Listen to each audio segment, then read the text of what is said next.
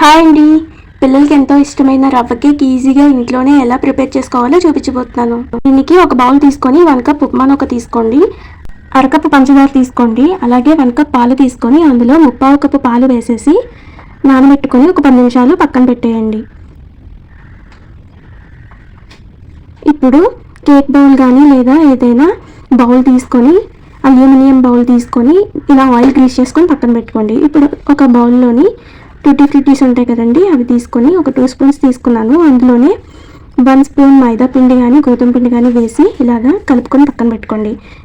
ఇప్పుడు ఇందులో అయితే కేక్ చేయాలనుకుంటున్నారో దాన్ని ఒక 10 నిమిషాల పాటు ప్రీ హీట్ చేసుకోండి. ఇలా ఒక మిక్సీ గిన్నె తీసుకొని మనం ఇందాక నానబెట్టుకున్నాం కదా, దాన్ని అంతా అందులో వేసేసి ఇప్పుడు 1/2 కప్పు దాకా మిల్క్ పౌడర్ వేసుకుంటున్నాను. 1/2 cup vanilla flavour custard powder వేసుకుంటున్నాను.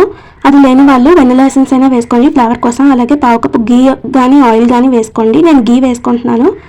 ఇది మొత్తం వేసేసి బాగా మిక్సీ పట్టుకోండి. ఇప్పుడు మూత తీసి ఇందాక ఉంచుకున్న పాలలో కొంచెం వేసి మళ్ళీ ఒకసారి మిక్సీ పట్టుకోండి. ఇప్పుడు ఒక బౌల్ తీసుకొని అందులోకి ట్రాన్స్ఫర్ చేసేసుకోండి. నా ఛానల్ ఎవరైనా ఫస్ట్ టైం చూస్తే ప్లీజ్ సబ్స్క్రైబ్ చేసుకోండి. ఇప్పుడు అందులోనే మిగిలిన పాలు ఉన్నాయి కదా, అవన్నీ వేసి ఒకసారి మిక్స్ చేసేసుకోండి.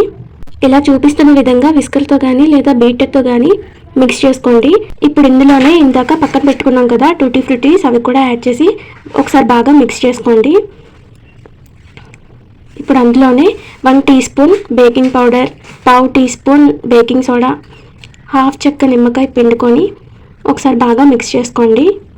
నిమ్మకాయ పిండుకోవడం వల్ల బేకింగ్ సోడా యాక్టివేట్ అయ్యి చాలా ప్లఫీగా వస్తుంది అనమాట.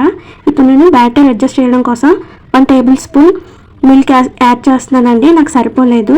నాకు మొత్తం 1 cup and 1 table spoon milk పట్టింది ఈ 1 కప్ నూకకి. ఇప్పుడు ఆ బ్యాటర్ మొత్తం కేక్ బౌల్లోకి ట్రాన్స్ఫర్ చేసుకోండి. నా దగ్గర ఉన్న టూటీ ఫ్రూటీస్ అండ్ సీడ్స్తోని ఇలాగా కేక్ని డెకరేట్ చేసుకున్నాను. ఇప్పుడు ప్రీహీట్ చేసుకున్నాం కదా, ఇప్పుడు అందులోనే నెమ్మదిగా కేక్ టిన్ పెట్టేసి మూత పెట్టి ఒక 30 నుంచి 40 నిమిషాల దాకా మీడియం టు లో ఫ్లేమ్లోనే అడ్జస్ట్ చేసుకుంటూ ఉడికించుకోండి. ఇప్పుడు కేక్ చెక్ చేసుకోవడం కోసం ఇలాగా టూత్ స్టిక్ ఉంటుంది కదా, దాంతో ఒకసారి చెక్ చేసుకోండి. కేక్ మొత్తం బాగా ఉడికిన తర్వాత స్టవ్ ఆఫ్ చేసుకొని కేక్ బౌల్ పక్కన పెట్టుకొని కంప్లీట్గా చల్లారిన తర్వాత ఇలాగా కేక్ని ఒక ప్లేట్లోకి ట్రాన్స్ఫర్ చేసుకోండి.